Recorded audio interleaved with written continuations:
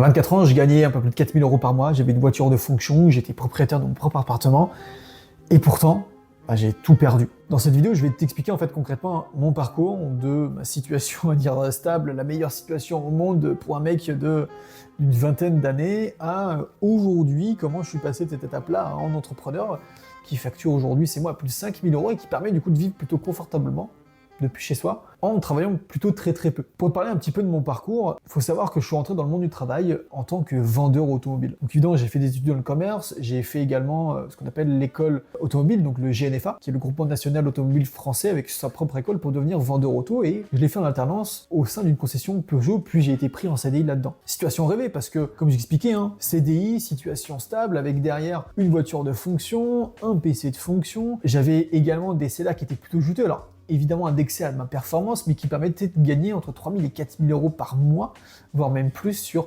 certains mois. Et en vrai, c'est un job que j'adorais. Vraiment, je kiffais vraiment son job-là. Globalement, mon job, c'était d'accompagner du coup les clients, de leur proposer du coup le véhicule de leurs besoins et de leur apporter du coup toutes les solutions nécessaires pour leur permettre de l'acquérir, que ce soit en achat comptant, financement, etc., etc.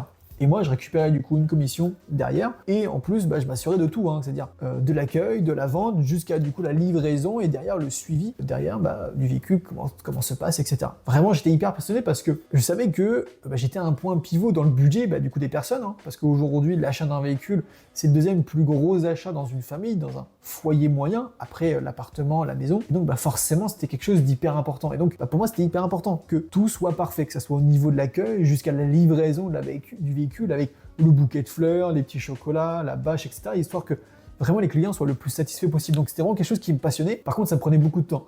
J'y arrivais à la concession, il était 8h, 8h30. Je repartais, il était souvent 20h.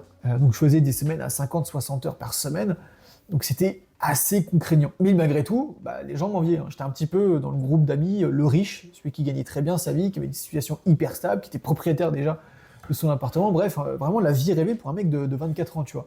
Pourtant, dans tout ça, il y a un truc qui clochait et qui allait pas du tout. Et j'en ai rapidement parlé au début de cette vidéo. Le seul problème, c'est que ce truc qui clochait, moi je le remarquais pas du tout. C'était mon entourage, que ce soit ma famille, mes amis, ma compagne, tout simplement qui me tannait avec ça. Qui me disait Tino, fais attention, tu bosses quand même beaucoup, là, ça fait quand même pas mal de temps que tu bosses beaucoup, je te sens fatigué. Et moi qui répondais, ouais mais non, mais c'est normal et tout, on est en plein rush, etc. et tout, sauf que ce rush-là, il a duré, et puis il s'arrêtait pas, vraiment, c'était continuel. Et jusqu'au bout d'un moment où en fait, mon cerveau, il pète un câble. Il y a un jour, il y a un client qui manque de respect, et ça arrive par moment, qu'on a des clients, je rencontre beaucoup de personnes tous les jours, et donc forcément il y a un moment où il y a peut-être une personne qui était mal lunée à ce moment-là, et qui manque de respect. D'habitude, je suis assez courtois, je prends sur moi, et au revoir monsieur et tout, sauf que là, je lui pète un plomb, et je l'envoie bouler. Vraiment, je l'envoie littéralement bouler. Vraiment, la scène, c'était ça. J'étais devant, la porte, il rentre, etc. Il manque littéralement de respect, je ne sais même plus pourquoi d'ailleurs,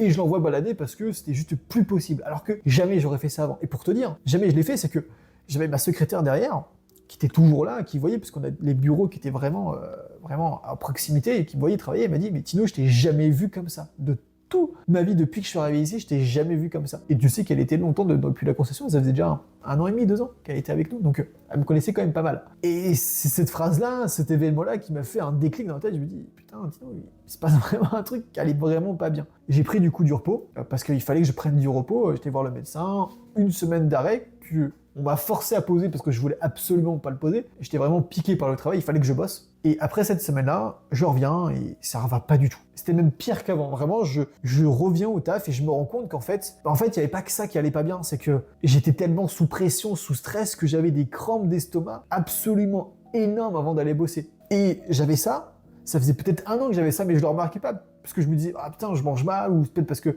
il y avait quelque chose que je mangeais pas bien. Et je pensais que c'était dans mon alimentation, alors qu'en fait, quand je suis revenu après 1 semaine d'arrêt où j'allais très bien, là je reviens, je commence à rebosser, et des crampes d'estomac incroyables. Je me dis, c'est pas possible, un truc ça me bouffe. Et en fait, je fais 3 jours, je repète un câble, ça va pas du tout, boum, j'arrête. Et c'est clair, c'est qu'au moment où je me dis, c'est bon, j'arrête, la scène elle est hyper simple. Je suis chez moi, je suis assis sur mon canapé, et je dis à ma compagne, je dis, écoute, je peux plus, c'est pas possible, quoi, le rythme il est infernal, et il faut que j'arrête. Parce que là, si je fais ça, littéralement, les mots vont être hyper forts, mais je le pense réellement, si je continue ainsi et que je vais loin, je me flingue littéralement la tête. C'était juste plus possible.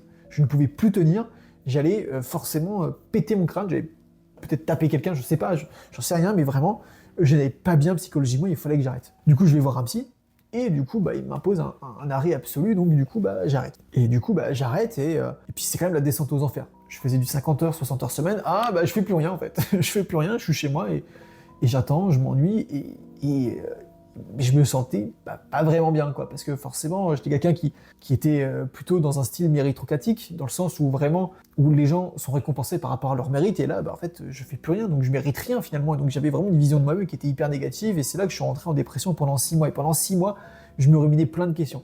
Qu'est-ce que je vais faire? Est-ce que je vais retourner dans le salariat? Si je retourne dans le salariat, est-ce que je retourne dans le monde automobile ou pas? Qu'est-ce que je change? Vraiment, c'était vraiment une phase hyper compliquée, jusqu'à qu'en fait je pose tout et je me dis, mais en fait, Tino, t'adores travailler, mais le problème c'est que travailler pour quelqu'un c'était juste plus possible. Je pouvais plus, pour moi c'était juste plus possible de bosser pour un patron, c'était plus possible de sacrifier ma santé mentale pour quelqu'un d'autre. Alors je vais le faire pour moi finalement. Alors ok, pas sacrifier ma vie, pas sacrifier ma santé mentale pour moi, mais au moins de bosser pour moi. Je pense que j'irai beaucoup mieux pour le faire. Et c'est simple, hein, je me suis lancé dans l'entrepreneuriat. J'ai peut-être pas forcément d'idées, j'en avais plein, mais je savais pas trop concrètement comment faire, donc je l'ai fait, mais je l'ai fait tout seul. Et je pense qu'on va voir à la fin, ça a été la pire erreur que je pouvais faire à ce moment-là.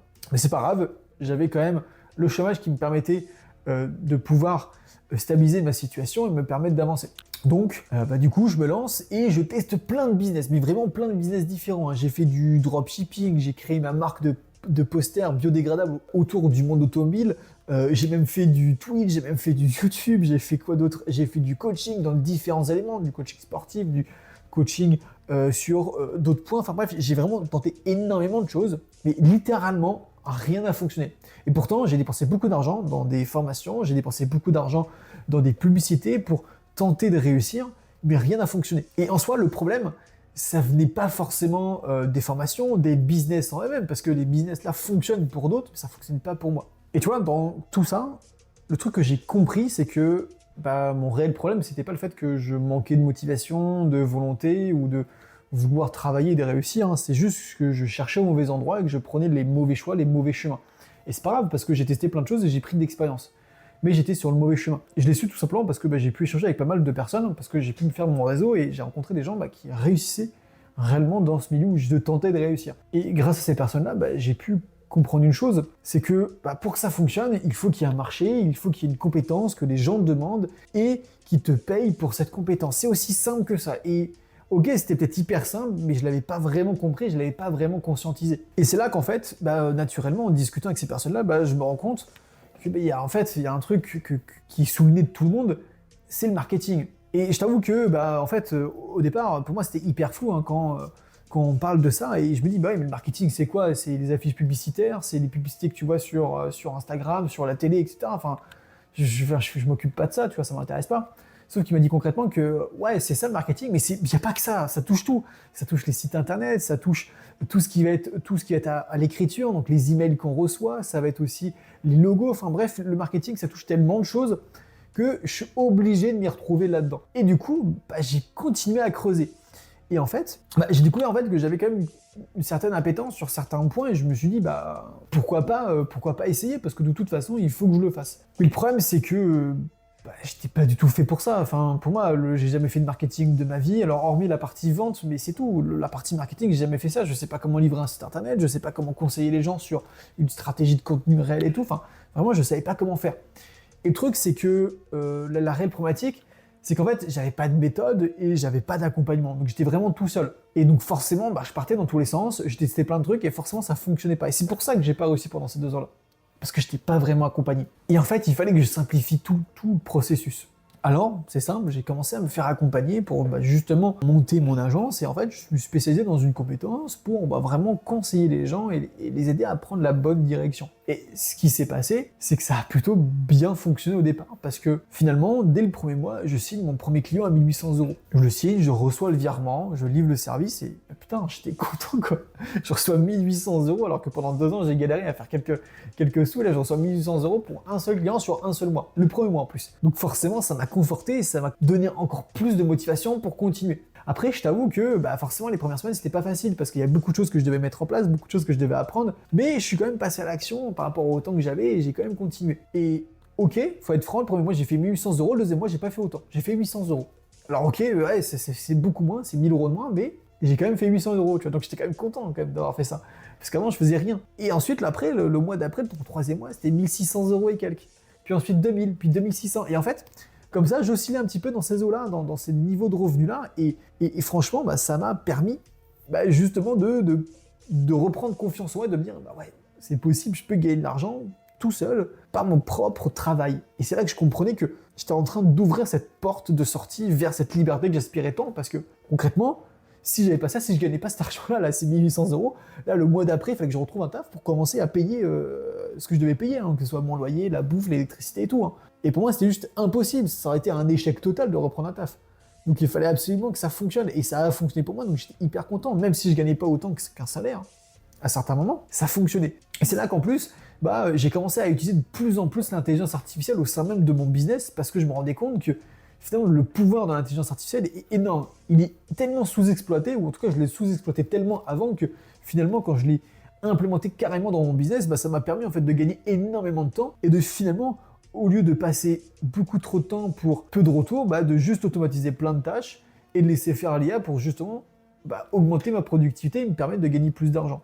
Et ce qui s'est passé, c'est que en y consacrant que quelques heures par jour, finalement j'ai commencé à progresser. Donc j'ai fait un mois à 2600, puis ensuite un mois à un peu plus de 3200, 3400, jusqu'à faire au mois de décembre 2025 mon premier mois à 5000 euros, où j'ai facturé littéralement 5000 euros.